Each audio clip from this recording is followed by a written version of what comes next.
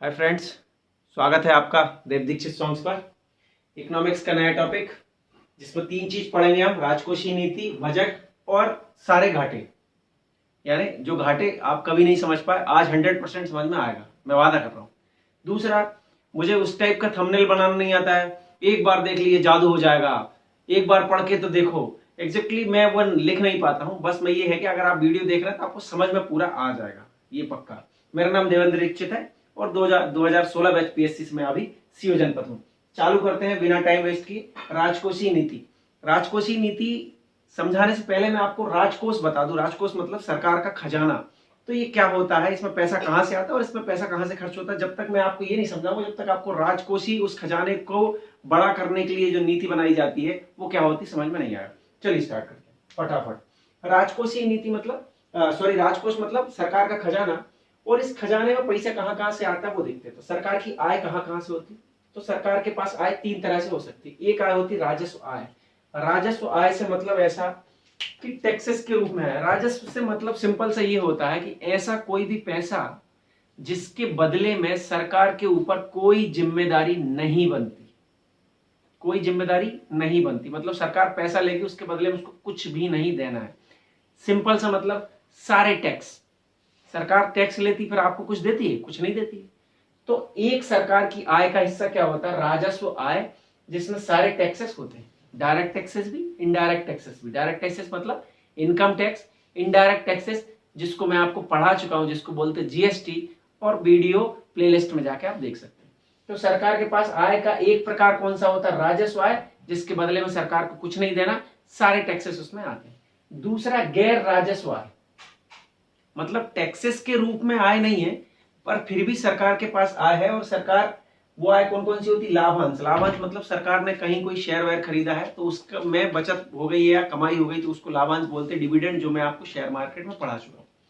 दूसरा ब्याज। हो सकता है सरकार ने किसी देश को पैसा दिया हो उधार, और उस देश से उसके बदले में क्या मिला होगा? ब्याज मिला होगा, तो वो भी क्या है? गैर राजस्व आय है और आय है। और तीसरा पीएसयू, पब्लिक सेक्टर अंडरटेकिंग। इसका मतलब सिंपल सा है, सरकारी कारखाने, बीएचईएल है, ओएनजीसी है, एनटीपीसी है, कई और भी है, महारत्ना, नवरत्ना, जो हम आगे पढ़ेंगे। तो कई ऐसे उद्योग है जहां से भी सरकार को बचत मिलती है, तो वो भी सरकार की आय है। भाई आय तो है। तो एक हो गई राजस्व आय, एक हो गई गैर राजस्व आय, और एक होती पूंजीगत आय। पूंजीगत आय से मतलब सिंपल ये होता है, ऐसी आय जिसके बदले में सरकार के ऊपर लाइबिलिटीज या जिम्मेदारी बढ़ती है या बनती है। समझ में आया? और कौन कौन सी होती? सरकार हो सकता है ऋण ले ले। ऋण कहां से लेगी? देश से भी ले सकती है, देश के बाहर से भी ले सकती है। हमने देखा था treasury bond reserve bank of India किसके लिए जारी करती थी? सरकार के लिए जारी करती थी। उसके बदले में सरकार के पास पैसा तो आ जाता है पर उस पैसे को ब्याज सहित वापस करना। तो वो कैसी आय है? पूंजीगत आय है, जिसको हम क्या बोलते हैं? जिसके बदले में सरकार के ऊपर कुछ लाइबिलिटीज बनती है। तो वो ऋण हो सकता है देश के अंदर और देश के बाहर का। तो आय के 3 स्रोत थे, राजस्व आय, गैर राजस्व आय, पूंजीगत आय। ठीक है। फिर सरकार व्यय कहां कहां करती? अब सरकार के पास इतनी कमाई होगी, सरकार खर्च कहां कहां करेगी? तो देखते हैं। सरकार राजस्व व्यय कर सकती है। राजस्व व्यय से मतलब क्या? जिसके बदले में सरकार को आने वाले सालों में कुछ नहीं मिलेगा। जैसे इसके बदले में राजस्व आय के बदले में कुछ देना नहीं पड़ता, ऐसे ही राजस्व व्यय के बदले में कुछ मिलेगा नहीं। उसका कैसे एग्जांपल देखें? ब्याज। हो सकता है सरकार ने किसी दूसरे देश से बहुत सारा पैसा उधार ले रखा हो और उसके बदले में उसको क्या देना पड़ रहा है? ब्याज। तो जब सरकार ने ब्याज दे दिया तब उसके बदले में सरकार को कुछ नहीं मिलेगा। दूसरा मेंटेनेंस। हो सकता है सरकार ने 5 साल पहले एक बड़ी एक रोड बनाई हो, या हो सकता है एक पुल बनाया हो, कुछ भी बड़ा जहाज वहाज, उसको सुधारने में कुछ पैसा लग गया हो सरकार, उसके बदले में सरकार को आप कुछ नहीं मिलेगा। मेंटेनेंस। अनुदान। अनुदान का मतलब होता है ऐसा पैसा जो किसी को दान में दे दिया पर वापस नहीं मिलना। मैं इसको पहले भी समझा चुका हूं। हो सकता है जम्मू कश्मीर को कोई प्रॉब्लम हो गई हो और सरकार ने 1000 करोड़ उसको क्या कर दिया, अनुदान में या गिफ्ट में दे दिए हो, अब वो वापस नहीं मिलेगा ना, उसके बदले में कुछ मिलेगा। तो वो भी सब किस में आ जाएगा? राजस्व आय में, जिसके बदले में कुछ मिलने वाला नहीं। और सब्सिडी तो आपका बेस्ट एग्जाम्पल है। सब्सिडी मतलब टंकी के 200 रुपये दे दिए, अब वो भाई वापस तो नहीं करने वाली ना 200 रुपये टंकी के। और भी बहुत सारी चीजों में सब्सिडी सरकार देती है। प्रधानमंत्री आवास में 1,20,000 सरकार ने दे दी फ्री में कि आप आवास बना लो, अब उसके बदले में सरकार को कुछ नहीं मिलने वाला। तो इतने जितनी टाइप की स्कीम्स होती हैं जिनमें कि सरकार का पैसा जाता है, उसके बदले में कुछ नहीं मिलता, उस सब क्या कहलाता है? राजस्व व्यय कहलाता है। कौन सा व्यय? राजस्व व्यय। और एक होता है पूंजीगत व्यय। जब हमने पूंजीगत आय देखी थी जिसके बदले में सरकार के ऊपर कुछ लायबिलिटीज बन रही थी, तो दूसरी तरफ पूंजीगत व्यय देखेंगे तो पूंजीगत व्यय का मतलब ये होता है जिसके बदले में सरकार को कुछ मिलेगा, यानी सरकार खर्च करेगी तो उसके बदले में सरकार को कुछ मिलेगा। जैसे सरकार ने कोई संपत्ति बना ली, सरकार ने कोई बहुत बड़ी बिल्डिंग बना ली सरकारी जगह में, तो उसका किराया मिलेगा, या उसमें जो सरकारी ऑफिस लगेगा उसको किराया नहीं देना पड़ेगा, तो कहीं ना कहीं फायदा होगा। कारखाना कोई लगा दिया, जैसे ओएनजीसी लगाई, ओएनजीसी के एक और प्लांट कहीं लगा दिया, तो उसके बदले में क्या होगा, फायदा मिलेगा। शेयर खरीद लिए किसी कंपनी की और उस कंपनी को फायदा मिला तो सरकार को भी फायदा मिल गया, और उधार दे दिया किसी को तो ब्याज लेगी सरकार। मतलब सरकार के खजाने में आने और जाने के दो तरीके हैं, आने का आय है, जाने का व्यय है। और आय में राजस्व आय है, गैर राजस्व आय, पूंजीगत आय, तीनों समझ में आ गई। व्यय में राजस्व व्यय और पूंजीगत व्यय, ठीक है, क्लियर। ये सब अभी घाटे में जरूरत पड़ेगी इसलिए समझा रहा हूं। अब और देखते हैं कि सरकार जो इस राजकोष को या इस खजाने को अपने पक्ष में बहुत बड़ा और बहुत सारा पैसा वाला बनाने के लिए जो नीति बनाती है, उसी नीति को हम कहते हैं राजकोषीय नीति। उसी नीति को हम क्या बोलते हैं, राजकोषीय नीति। इसके बहुत सारे हथियार होते हैं जिनका इस्तेमाल सरकार करती है। हम फिर से समझते हैं कि सरकार अपने पास आने वाली आय और उस आय को किस किस जगह किस किस मद में खर्च करना है, इसके लिए सामान्यतः एक नीति बनाती है 1 वर्ष के लिए, और उसी नीति को हम क्या बोलते हैं, राजकोषीय नीति कहते हैं। आय और व्यय का हिसाब किताब जमाना है, कहां से आय लेना है और कहां पर आय खर्च करना है, उसका हिसाब बनाने की सरकार क्या करती है, एक नीति बनाती है जिसको हम बोलते हैं राजकोषीय नीति। इस राजकोषीय नीति का हिस्सा क्या टैक्स होगा, 100% होगा, क्योंकि टैक्स से ही तो आय होगी। तो सरकार टैक्स लगाने वगाने का भी काम करेगी, कौन सा टैक्स घटाना है, कौन सा टैक्स बढ़ाना है, तो वो राजकोषीय नीति का हिस्सा माना जाएगा। क्या बजट भी इस राजकोषीय नीति का हिस्सा माना जाएगा, तो बिल्कुल। बजट क्या होता है, एक साल में सरकार को मिलने वाली आय और खर्च होने वाले पैसे का ही क्या होता है, एस्टिमेट या आकलन होता है, मोटा मोटा, उसी को हम बजट बोलते हैं। तो कहीं ना कहीं ये बजट भी किसका हिस्सा है, सरकार की राजकोषीय नीति का ही हिस्सा है। क्या वो मौद्रिक नीति जो रिजर्व बैंक ऑफ इंडिया बना रही थी, क्या वो भी राजकोषीय नीति का हिस्सा है, तो मोटे मोटे तौर पे देखें तो वो भी, क्योंकि उसमें भी लोगों को मिलने वाला जो पैसा था उसमें हम क्या कर रहे थे, रेट ऑफ इंटरेस्ट बढ़ा रहे थे, घटा रहे थे, सीआर बढ़ा रहे थे, घटा रहे थे, कहीं ना कहीं मार्केट में उससे भी पैसे को क्या कर रहे थे, हम रेगुलेट कर रहे थे। तो वो भी कहीं ना कहीं इससे आके क्या हो रहा है, टच हो रहा है। यानी कि कुल मिला के किसी देश में कितनी सरकार को इनकम होगी, किस किस मद से, वो तय करना, किस किस मद में सरकार खर्च करेगी, पूंजीगत में और या राजस्व में, वो तय करना। इन सब को तय करने के लिए जो नीति बनाई जाती है उसको हम क्या बोलते हैं, राजकोषीय नीति। उसको हम क्या बोलते हैं, राजकोषीय नीति। अब हम समझते हैं कि इस राजकोषीय नीति के उद्देश्य क्या है। उद्देश्य मतलब इसको सरकार क्यों बनाती, क्यों इतनी माथापच्ची कर रही है, क्यों इतनी मेहनत कर रही है। तो इसके उद्देश्य है, सरकार चाहती पूर्ण रोजगार, मतलब जितने भी लोग, यानी रोजगार इसलिए पहले ही आपको पढ़ा है, जितने भी लोग रोजगार प्राप्त करना चाहते हैं या काम करना चाहते हो, इन सबको क्या हो जाए, रोजगार मिल जाए। ये इस नीति का एक भाग है, ये बहुत ज्यादा पूछा जाता है मेंस में भी। दूसरा, कीमत का स्थिरीकरण। मौद्रिक नीति आपने पढ़ी है, कीमत स्थिरीकरण। ऐसा ना हो कि मार्केट में पैसा ज्यादा हो जाए तो वस्तुओं की कीमत बढ़ जाए, और ऐसा भी ना हो कि वस्तुओं की कीमत इतनी कम हो जाए मार्केट में पैसे ही नहीं दे। तो दोनों ही चीज को मैनेज करना है, किसका काम है, उस राजकोषीय नीति का ही हिस्सा है, ये उद्देश्य है उसका। दूसरा, आर्थिक वृद्धि। जो सरकार काम कर रही है उससे हमारी जो आर्थिक वृद्धि या इनडायरेक्टली बोलते हैं जीडीपी रेट क्या हो जाए, बढ़ जाए और लगातार बढ़ा हुआ बना रहे, वो भी किसका उद्देश्य है, राजकोषीय नीति का।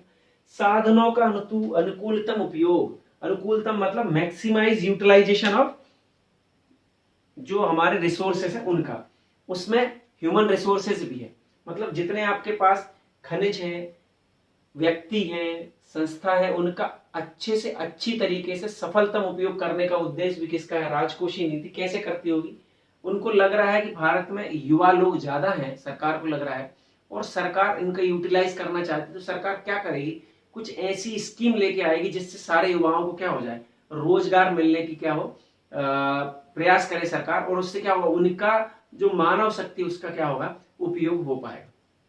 तो ये चल रहा है। तो सरकार इसके क्या क्या तरीके करती है इन सब उद्देश्य को पूरा करने के लिए। पहला, टैक्स लगाती है, किस पर लगाना है, कितना लगाना है और कैसे लगाना है, ये राजकोषीय हिस्सा का है। आपने देखा सरकार ने जीएसटी लगा लिया अभी 2017 से 1 जुलाई से।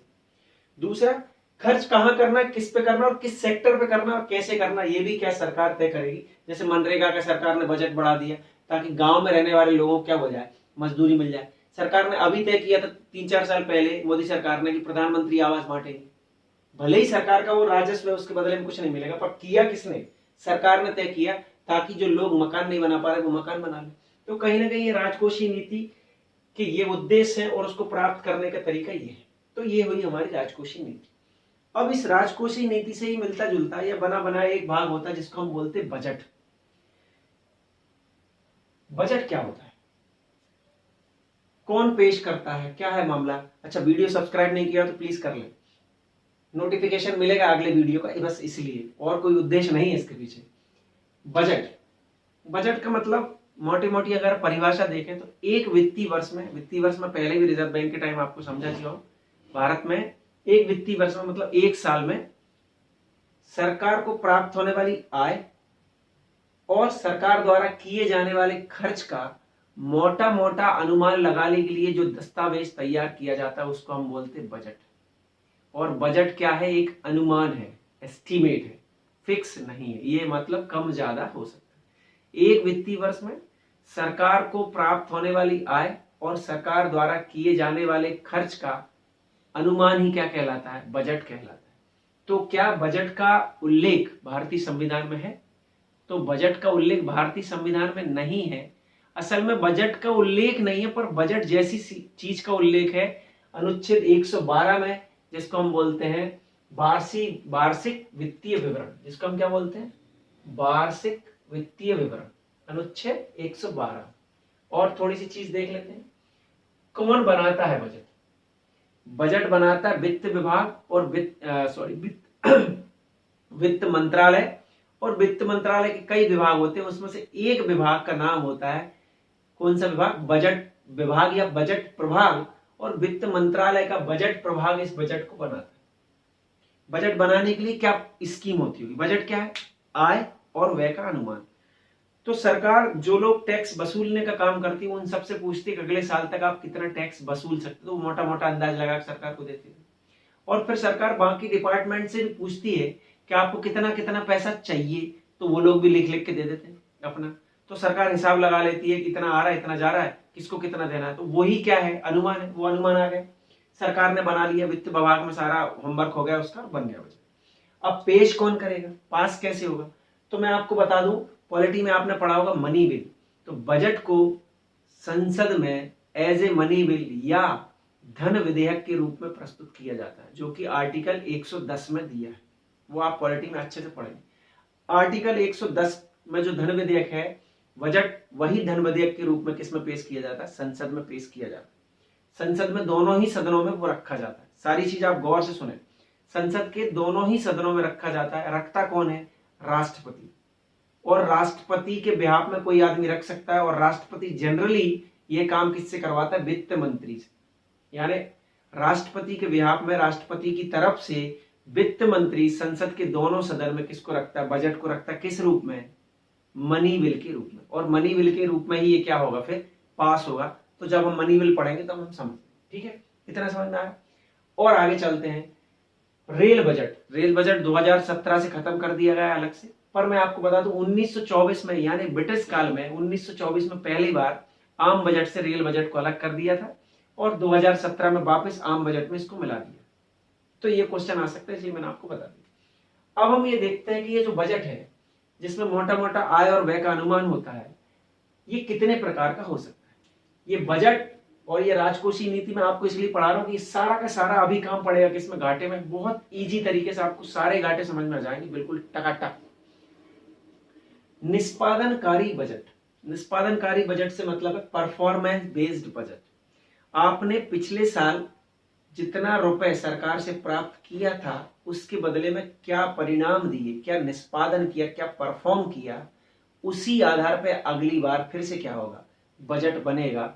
उसको हम बोलते हैं निष्पादनकारी बजट। यानी पिछले साल जो बजट बना था उसकी तुलना में हमने जो खर्चा करना था और जो कमाना था, उसमें क्या सिस्टम जमा, अगर अच्छा है या बुरा है, उसको देखकर ही अगले साल का हम बजट बनाएंगे। तो उसी को हम क्या बोलते हैं, निष्पादनकारी बजट या परफॉर्मेंस बेस्ड बजट। बजट के प्रकार बहुत पूछा जाता है, इसी गौर से सुने। शून्य आधारित बजट या zero based budget. Zero based budget है जो अमेरिका में सबसे पहले इसको अपनाया था। भारत ने इसको 1987, 88, 1987, 88 में पहली बार अपनाया। अब ये होता क्या है वो समझ।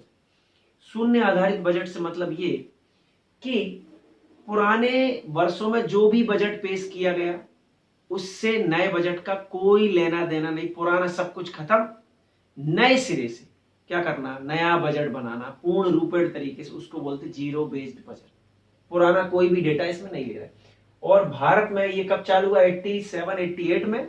और भारत में ऐसा पहला राज्य जिसने शून्य आधारित बजट को अपनाया था वो था आंध्र प्रदेश। ये क्वेश्चन एक बार आया थी, मैं आपको बता। अब परिणाम budget, outcome budget. Outcome budget से मतलब ये होता है कि मान लो सरकार ये तरकीब करती है कि एक साल का हम बजट बनाते हैं और एक साल में एक बार उसकी समीक्षा करते हैं तो गलत बात है, मतलब कोई काम गलत हो रहा है तो साल भर तक गलत होगा। तो सरकार ने ये सोचा कि क्यों ना उस बजट की समीक्षा हर तिमाही के बाद करें और 3 महीने के जो परिणाम निकल के आते हैं अगर वो परिणाम ठीक है तो उस बजट को और आगे तक चलाएं, और यदि वो परिणाम गलत चलता आ रहे तो उस बजट को क्या कर दें, खत्म कर दें। तो प्रति तिमाही जिस बजट में समीक्षा होती है बजट की, उसी बजट को हम बोलते हैं परिणाम बजट, आउटकम बजट। आउटकम सही आ रहा है तो बजट चल रहा, आउटकम नहीं आ रहा तो खराब खराब। ठीक। अगला जेंडर बजट। जेंडर बजट से मतलब किसी जेंडर विशेष के लिए उसमें प्रावधान किया गया। तब जेंडर दो ही होते, मेल और फीमेल। मेल के लिए कभी कोई प्रावधान करता नहीं है। सिंपल सा प्रावधान ये है कि जेंडर बजट से मतलब ये जिसमें महिलाओं के लिए स्पेशल फंड का क्या किया गया, अलॉटमेंट किया गया हो, महिलाओं के लिए अलग से पैसे का प्रावधान किया गया, उनके लिए स्कीम्स हो, उस बजट को हम क्या बोलते हैं, जेंडर आधारित बजट। चलो आपके लिए होमवर्क है, ये भारत में पहली बार कब हुआ, इस बजट को भारत ने पहली बार कब लागू किया था, वो सन चाहिए मुझे। क्या चाहिए, सन। अभी तो 2 चीज है सन के पीछे। पहली बात तो जिसने वीडियो देखा ही नहीं होगा तो वो तो कमेंट करेगा नहीं, और जिसने फिर वीडियो देखा होगा वो भी गूगल करेगा या उसको याद होगा तो कमेंट करेगा। तो आज इस वाले वीडियो में पता लगे कितने लोग पूरा वीडियो देखते हैं। तीसरा, घाटे का बजट। ये क्वेश्चन बहुत ज्यादा आता है। घाटे का बजट मतलब क्या होता है, कितनी आय होगी और कितना व्यय होगा। यदि सरकार ने जितनी आय होने वाली है उससे ज्यादा खर्च करने की प्लानिंग बना रखी है तो उसको हम बोलते हैं घाटे का बजट। क्योंकि सरकार को आने हैं 10 रुपए और खर्च कर रही सरकार 12 रुपए, तो 2 रुपए का घाटा, तो उसको हम बोलते हैं घाटे का बजट। और सामान्यतः इस प्रकार का बजट विकासशील देशों में या अविकसित देशों में बनाया जाता है ताकि अर्थव्यवस्था क्या होती रहे, बुढ़कती रहे। समझ में आ रहा है। तो वो जो एक्स्ट्रा पैसा सरकार खर्च करने के लिए बोल रही है कि 10 रुपए आ रहा है, 12 खर्च करेगी, वो 2 रुपए कहां से लाएगी। वो 2 रुपए लाने के 2 तरीके थे जो मैं आपको बता चुका हूं। एक, रिजर्व बैंक ऑफ इंडिया से नोट छपवा के या जनता से उधार ले। क्लियर। तो वो जनता से उधार ले ले, विदेश से उधार ले ले, तो उसको ही हम बोलते हैं क्या, घाटे का बजट। जिसमें इनकम कम हो और व्यय ज्यादा हो उसको हम बोलते हैं घाटे का बजट। ये तो इसके प्रकार थे। एक मैंने लेखानुदान और लिख रखा है। ये लेखानुदान क्या होता है, इस लेखानुदान का उल्लेख अनुच्छेद 116 में किया गया। किसमें, अनुच्छेद 116 के संविधान के अनुच्छेद 116। ये क्या है, मान लो बजट होगा 1 अप्रैल से चालू होगा सरकार का फाइनेंशियल ईयर। थोड़ी देर के लिए मान लो 1 अप्रैल से 31 मार्च है। उसी साल का सरकार ने आपके ऑफिस के लिए, मेरे ऑफिस के लिए, चलो मान लो मेरे ऑफिस के लिए 1 करोड़ रुपए अलॉट किया। ज्यादा हो रहा है थोड़ा सा। 1 करोड़ रुपए अलॉट किया, पर देगी कब, 1 अप्रैल से। और मान लो थोड़ी देर के लिए वो 1 अप्रैल तक वो बजट पास नहीं हो सका, तो ऐसा तो है नहीं कि ऑफिस में काम नहीं होंगे, तो ऑफिस में काम होंगे। तो जब तक बजट पास हो के अलॉटमेंट नहीं आ जाता, पैसा नहीं मिल जाता, तब तक के लिए काम चलाने के लिए थोड़ा बहुत जो पैसा मिलता है उसी को हम क्या बोलते हैं, लेखानुदान या वोट ऑन अकाउंट। ये बहुत ज्यादा पूछा जाता है। काम, सिंपल से बोले, काम चलाने के लिए जो पैसा मिलता है उसको ही हम क्या बोलते हैं, लेखानुदान, जब तक कि बजट पास ना हो जाए। तो ये होगा लेखानुदान। अब हम देखते हैं घाटे। वो वाला गाना मत गाना, इसमें तेरा घाटा, मेरा कुछ नहीं जाता। अब हम देखते हैं क्या, घाटे। इधर वाला मैं मिटा रहा हूं। प्लीज जिसने नोट नहीं किया, स्क्रीनशॉट नहीं खींचा हो तो प्लीज खींच ले। हो सकता है वीडियो थोड़ा लंबा हो, बस आप मेरे साथ बने रहे, आपको मजा आएगा पक्का। तो मैं ये मिटा रहा हूं। ये देखिए आप। अब घाटे देखते हैं हम। पहला घाटा लिखा राजकोषीय घाटा। यानी राजकोष में जो जो भी आने वाला है उसमें क्या घाटा हो सकता है। राजकोष मतलब इधर मैंने बताया था राजकोष आय और व्यय। घाटा मतलब सिंपल कि आय कम हो और व्यय ज्यादा हो, इसको हम क्या बोलते हैं, राजकोषीय घाटा। इसी में देखो राजस्व घाटा भी इसी में आ जाएगा, पूंजीगत घाटा भी इसी में जाएगा, सारे घाटे इसमें आ जाएंगे। मतलब ये सबसे बड़ा घाटा है। अगर कोई पूछे कि सरकार के घाटों में सबसे बड़ा घाटा कौन सा है, तो वो घाटा है राजकोषीय घाटा, क्योंकि राजकोष के अंदर ही बाकी सारी चीज आ गई है। तो राजकोषीय घाटा वो घाटा होता है जिसमें सरकार के पास आय कम हो और सरकार व्यय ज्यादा कर रही है, उसी को हम क्या बोलते हैं, उसी को हम बोलते हैं राजकोषीय घाटा। बस आपको एकमात्र चीज जो इसमें याद रखनी वो ये है कि इस राजकोषीय घाटा में ये ऋण नहीं जोड़ते हैं। बस सिंपल सी बात है। सरकार की आय जो है राजस्व आय और गैर राजस्व आय, पूंजीगत आय इसमें नहीं जोड़ते। सरकार की राजस्व आय और गैर राजस्व आय यदि सरकार की राजस्व और गैर राजस्व और पूंजीगत व्यय से कम है तो सरकार को क्या हो जाएगा, घाटा। उसको हम बोलते हैं राजकोषीय घाटा। सरकार की आय यदि व्यय से कम है तो सरकार को हो जाएगा राजकोषीय घाटा, ये होगा राजकोषीय घाटा। दूसरा देखते हैं बजट घाटा। घाटे का बजट घाटा या घाटे का बजट। सरकार ने कोई ऐसा बजट बनाया जिसमें इनकम कम है और आउटगोइंग ज्यादा है या व्यय ज्यादा है, तो उस बजट में सरकार को क्या होगा, थोड़ा सा क्या हो जाएगा, घाटा लग जाएगा। तो उसी घाटे को हम बोलते हैं बजट घाटा। ऐसा बजट जिसमें आय कम और व्यय ज्यादा हो, तो जो एक्स्ट्रा व्यय होगा उसी को हम बोलते हैं बजट घाटा। यानी बजट घाटा मतलब सिंपल, बजट घाटा बराबर व्यय माइनस आय, ये बजट घाटा हुआ। ठीक है। अब देखते पूंजीगत घाटा।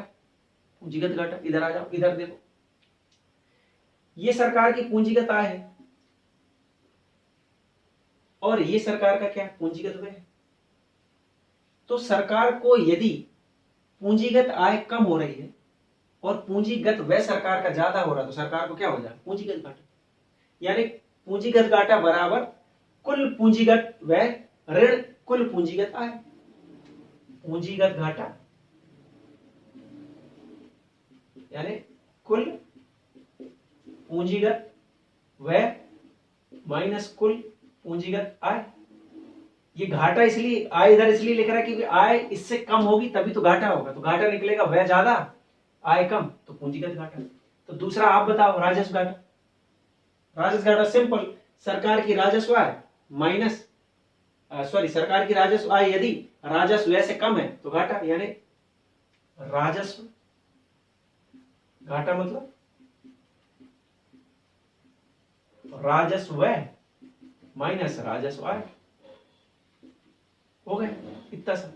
और वो राजस्व कहां, ये वाला राजस्व, राजकोष वाला। अब इसके बाद एक टिपिकल चीज जरा सी समझने वाली है, प्राथमिक घाटा। ये पूछ लेता है प्राइमरी डेफिसिट।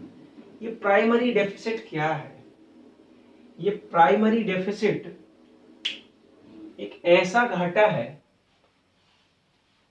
यदि प्राथमिक तौर पे, यदि राजकोषीय घाटा हमने देखा था, हमने राजकोषीय घाटा देखा था, बस 2 मिनट का वीडियो बचा। राजकोषीय घाटा क्या था, कुल राजकोषीय आय कुल आय यदि ज्यादा है किससे, वैसे, तो क्या होगा, कुल ज्यादा आय नहीं, कुल क्या है, कुल व्यय माइनस कुल आय। इस आय में हम क्या कर रहे हैं, इस आय में केवल हम क्या नहीं जोड़ रहे थे, पूंजीगत आय नहीं जोड़ रहे थे। तो ये राजकोषीय घाटा हो रहा है।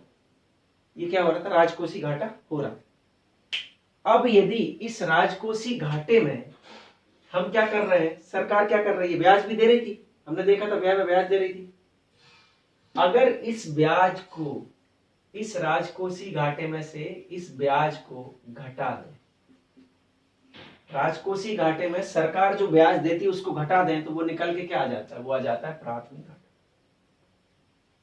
राजकोषीय घाटा क्या है, सरकार की कुल व्यय माइनस सरकार की कुल आय। उसको हम क्या बोलते हैं, राजकोषीय घाटा। इस राजकोषीय घाटे में आपने देखा होगा जो सरकार का कुल व्यय है उसमें ब्याज भी जुड़ा हुआ है, तो अगर इस ब्याज को हटा देते हैं तो ये बन जाता है प्राथमिक घाटा।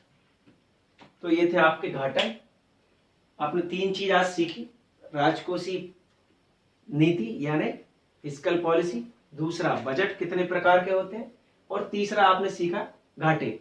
अब बार बार एक क्वेश्चन और आ जाता है कि इन घाटों को कम करने के क्या उपाय है सरकार के पास, बहुत ज्यादा पूछा जाता है और आप हमेशा कंफ्यूज हो जाते हैं। तो फिर देखें, आप बने रहें मेरे साथ। इसको कम करने के उपाय क्या है? आपको पता है सब्सिडी एक ऐसा पैसा होता है जो सरकार किसी को दे देती है, उसके बदले में सरकार को कुछ नहीं मिलता, और वो जाती कहां से, यहां से। ये लिखा है, देखो ये खर्च में लिखा है। तो अगर मैं इसको खत्म कर दूं सब्सिडी को, तो सरकार के पास जो सब्सिडी में जो खर्च होने वाला वो पैसा बच जाएगा, तो सरकार को घाटे होने की संभावना कम होगी। तो हम या सब्सिडी को कम कर दें या खत्म कर दें। टंकी पे 200 रुपए मिल रहे हैं, सरकार बंद कर दे तो कई हजार करोड़ रुपये बच जाएगा, सीधी बात। दूसरा, कर बढ़ा दे, सरकार इनकम टैक्स अभी ले रही है 5 लाख तक कुछ नहीं, तो सरकार बोले कि हम तो 2 लाख पे ही लेना चालू कर देंगे, तो टैक्स का क्या हो जाएगा, टैक्स बढ़ जाएगा। तो सरकार का टैक्स बढ़ेगा तो इधर आय बढ़ जाएगी, आय बढ़ जाएगी तो फिर जो घाटा होने वाला वो घाटा नहीं होगा, सिंपल। तीसरा, अनुदान, वही जम्मू कश्मीर को जो 1000 करोड़ रुपए दे रहा था वो नहीं देंगे, तो 1000 करोड़ फिर सरकार के पास बचे। मतलब अनुदान या तो कम कर दे या खत्म कर दे।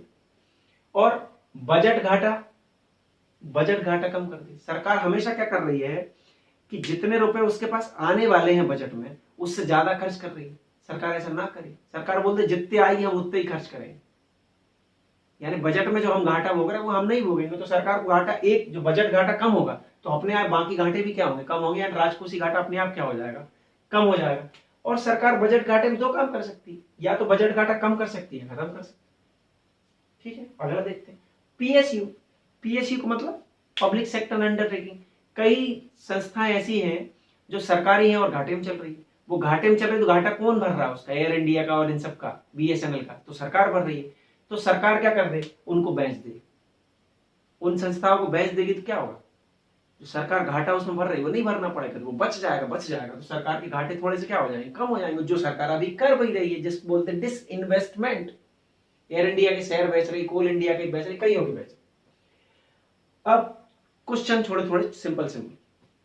भारत का पहला, स्वतंत्र भारत का पहला बजट किसने पेश किया था, तो वो सरमुखम शेट्टी थे। कौन थे, सरमुखम शेट्टी। गणतंत्र यानी भारत का संविधान लागू होने के बाद पहला बजट किसने जारी किया था, तो वो जॉन मथाई थे। कौन थे, जॉन मथाई। तीसरा, सबसे ज्यादा बार किसने बजट पेश किया था, तो वो थे मोरारजी देसाई, लगभग 10 बार। और चौथा, ऐसा कौन आदमी था, ऐसा कैसे कौन कौन से प्रधानमंत्री थे जो प्रधानमंत्री भी थे और फाइनेंस मिनिस्टर भी थे, वो कौन थे, नेहरू जी, इंदिरा गांधी और राजीव गांधी। ये तीनों ही क्या थे, गांधी परिवार के थे। तो इस टाइप के क्वेश्चन और आ सकते हैं। तो ये था पूरा वीडियो, राजकोषीय नीति, बजट और आपके घाटे। उम्मीद है आपको सारा समझ में आया होगा, और जो भी टॉपिक इसमें समझ में नहीं आया होगा अगर आप कमेंट करेंगे तो मैं उसको फिर से छोटा सा वीडियो बना के आपको पर्सनली सेंड कर दूंगा। Thank you so much.